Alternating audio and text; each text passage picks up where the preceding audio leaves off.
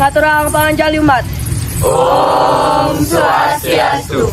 Perkenalkan, kami dari kelompok 3 pada hari ini akan menyajikan sebuah drama yang berjudul Kidung Pasir. Selamat menyaksikan.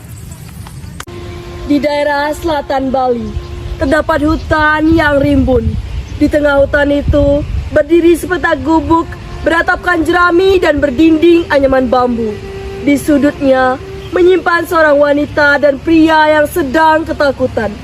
Mereka lari dari kejaran sang ayah yang tidak merestui hubungan mereka.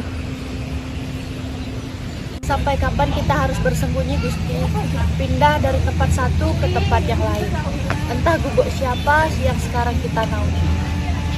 Sabarlah, itu aku akan berjanji akan melindungimu sepenuhnya. Jawaban tersebut setiap hari Sekar dengar dari mulut sang kekasih Gusti Bagus.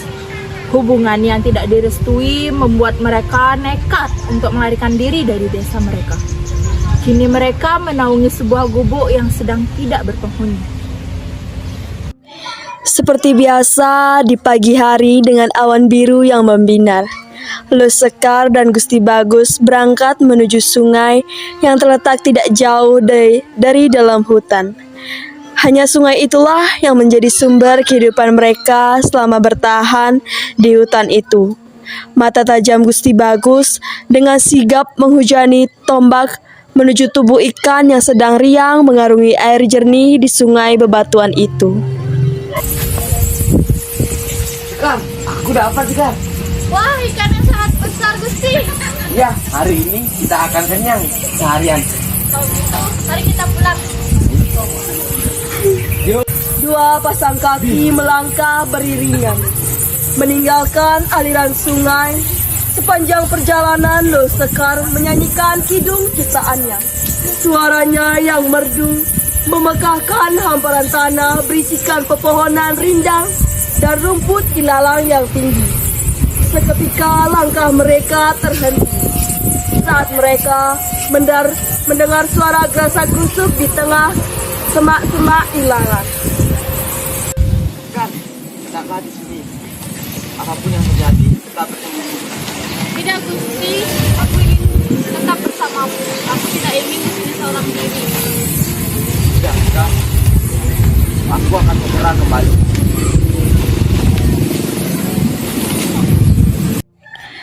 Gusti Bagus segera melangkah ke arah suara itu.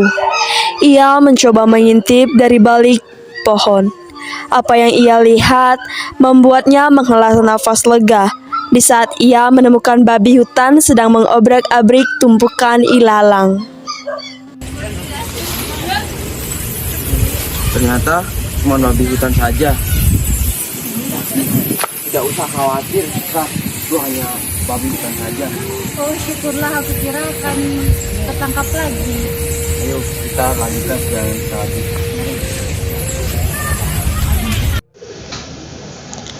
Sesampainya mereka di gubuk, Lo Sekar langsung memasak ikan yang mereka tangkap dari sungai.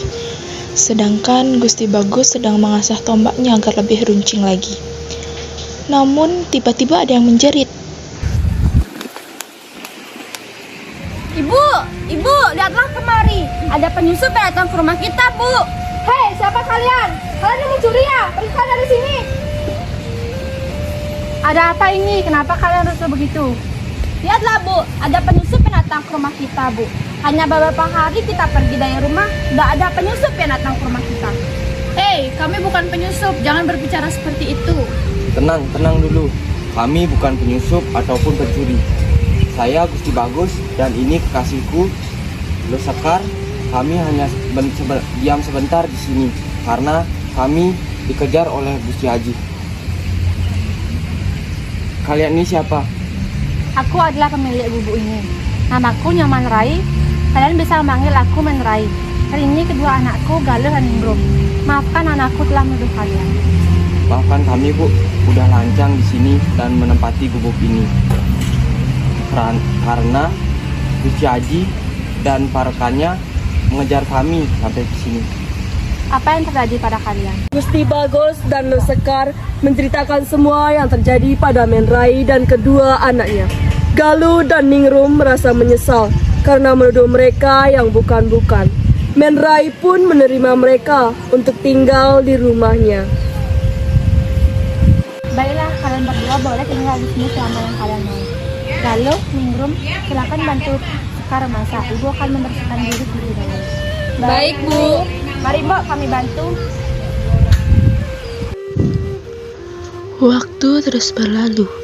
Gusti Bagus dan Luh Sekar sangat senang bisa menemukan orang yang bisa menampung mereka. Tidak jarang mereka berbagi kisah mereka satu sama lain. Menrai sangat kagum dengan kisah cinta Gusti Bagus dan Luh Sekar. Sementara itu, para rekan dari Aji Gusti Bagus tidak menyerah untuk mencari mereka di tengah hutan. Hingga suatu hari, ketika Gusti Bagus dan Luh Sekar sedang mencari ikan di sungai, tiba-tiba saja Kira-kira mereka di mana ya? Ya, ke sana, kamu ke sana. Ya. Tertangkap pun kalian tidak bisa lari lagi. Lepaskan Sekarku. Jangan pernah menyentuhnya. Kalian tidak bisa lari lagi. Ayo kita bawa ke Gusti Haji. Yo. Mereka segera membawa Gusti Bagus dan Luh Sekar pergi dari sungai menuju ke jero atau rumah Aji Gusti.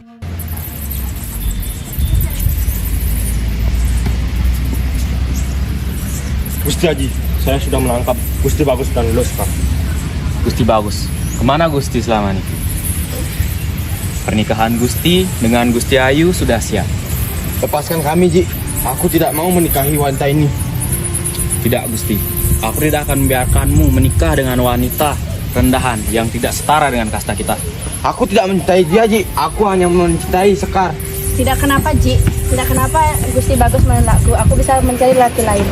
Biarkan pun Gusti Bagus dan kekasihnya melanjutkan hubungan mereka. Aku tidak mau menjadi penghalang dalam hubungan mereka. Aku melihat ketulusan dari mata mereka. Tidak Gusti Ayu. Kau tenang saja Gusti Bagus. Aji akan segera melangsungkan pernikahan kalian berdua setelah aku meninggalkan wanita murah. Bawa wanita murahan ini tepi pasir. Baik, Gusti Haji. para rekan Gusti Aji langsung menyeret mereka ke pesisir pantai. Sepanjang jalan, Gusti Bagus dan Luh Sekar hanya bisa menangis dan merapalkan doa untuk hidup mereka. Gusti Bagus sangat khawatir melihat kondisi Luh Sekar yang sangat terpuruk. Sepanjang menyusuri laut, Luh Sekar menyanyikan lagu yang ia buat untuk Gusti Bagus. Gusti Bagus dan Gusti Ayu merasa iba dan sedih melihat keadaan Luh Sekar. Gusti Bagus merasa kecewa pada dirinya karena tidak bisa melindungi Luh Sekar, sekaligus tidak bisa menepati janji yang telah ia janjikan pada Luh Sekar. Cinta yang setinggi langit, sesantai yang sedalam pasir, dua belia di hati, pesan yang cantik mati. Cepat lempar dia ke pasir. Jangan Gusti Bagas! Karena cintanya, Gusti Bagus rela menyusul Luh Sekar ke tengah laut. Mereka semua terkejut akan tindakan yang dilakukan oleh Gusti Bagus. Rasa duka dan penyesalan menyeliputi hati mereka. Baru kali ini mereka melihat cinta dengan penuh pengorbanan yang sangat besar. Amanat. Sebagai orang tua, janganlah memaksakan kehendakmu pada anakmu. Biarkan dia memilih jalan hidupnya sendiri. Peran orang tua adalah mendukung dan menasihati anaknya agar berjalan di jalan yang benar. Dan jangan menilai seseorang hanya dari satu pandangan, karena setiap manusia punya kekurangan dan kelebihannya masing-masing. Jangan sampai karena keegoisan yang kamu miliki, kamu kehilangan orang yang kamu sayangi. Sekian drama yang dapat kami sajikan. Bila ada salah kata, kami minta maaf. Kami akhiri dengan parame Santi. Om Santi Santi Santi Om.